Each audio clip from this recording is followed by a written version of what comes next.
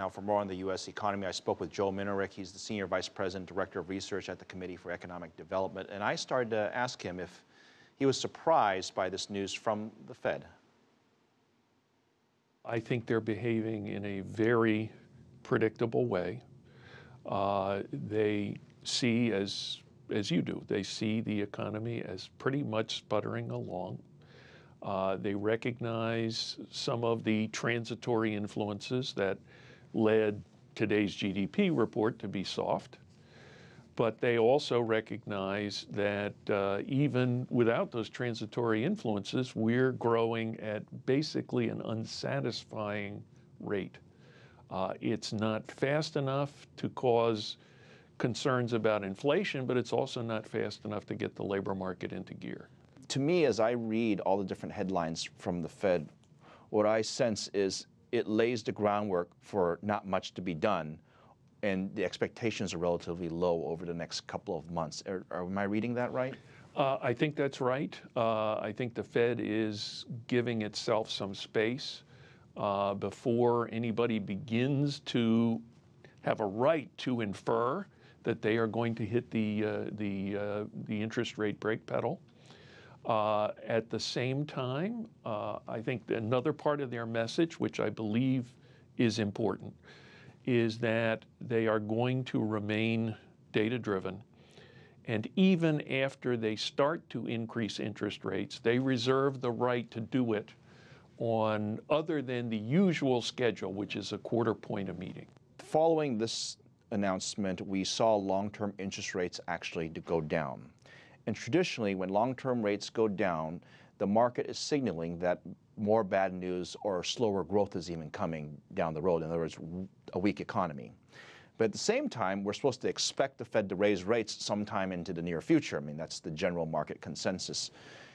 Those two don't seem to go in the same sentence. So which one is it? The market's predicting slower economic growth, or we're predicting the economy to be better and therefore thus allowing the Fed to raise rates? They can't both be right. Yeah, they can't, and I believe there are probably a couple things going on. One of them is people are placing bets on how the economy is going to look. They know that the Fed is data-driven, so depending upon what the Fed sees, the outcome could be different. And if I think that growth is going to slide on the low side and you think growth is going to slide on the high side, we'll have different opinions. The other thing is it does appear as though the markets are in a mode where they are hoping that the Fed will not raise rates, and once the Fed does raise rates, they're going to react in a very sharp way. And this is one more moment in which we've been spared the trauma of that first increase in interest rates. And it's what they're looking at is a change in an increase in interest rates, not the notion that interest rates are going to be high. So there's that sensitivity, I think, to the first change that they're going to see. Let me take a step back from the data. A lot of people have criticized the economy for not being even. When I mean even, you have parts of California doing great. You have parts of the East Coast doing great, but there are parts of the Midwest and a number of parts in the country that haven't experienced the type of rebound that the media has talked about. It's been uneven, is my point. And I wonder if you can explain why it's been so uneven. One of the things about the United States, and go back to graduate school, one of the conversations that we would have is, isn't it great that the United States is so economically diverse? We have the manufacturing parts, geographic regions. We have the resource geographic regions. We have the financial centers, the urban centers.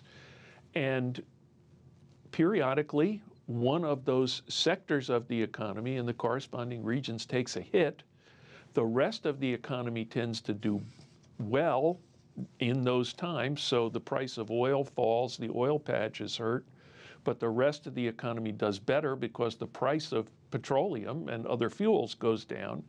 So the regions that are doing better pull along the regions that are weak. This is not really a surprise, but it does happen at some interval, and when it happens, all of a sudden everybody is surprised. Well, this is just replaying one more part of it. And in the long term, having a diverse economy like that gives us more stability. Not every part of the country is going to be on the floor at the same time.